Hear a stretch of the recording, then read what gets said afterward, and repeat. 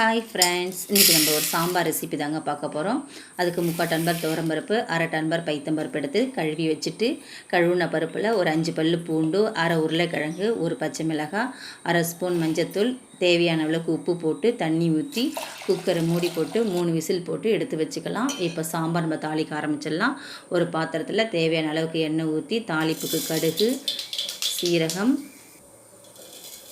சோம்பு இதெல்லாம் போட்டு தாளிச்சிட்டு அது கூடயே ஒரு காஞ்ச மிளகாயும் போட்டுக்கிறோம்.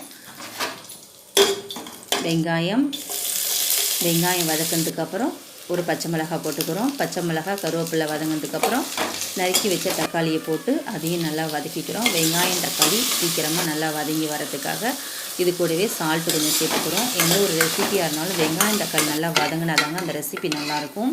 இப்போ பருப்பு நல்லா வெந்திருக்கு. அதில் இருக்கக்கூடிய உருளைக்கிழங்குலாம் நல்லா மசிச்சுக்கலாம். மசிச்சு வச்ச பருப்பையும் உருளைக்கிழங்கு எல்லாத்தையும் எடுத்து தாளித்த சாம்பாரில் இப்போ ஊற்றிக்கலாம். சாம்பார் நல்லா 2 கொதி வந்தவுடனே மறுபடியும் கொஞ்சோண்டு கருவேப்பிலை போட்டு பெருங்காயத்தூள் போட்டு சின்னதாக புளி கொஞ்சோண்டு போட்டு இப்போ அடுப்பை ஆஃப் பண்ணிடலாம்.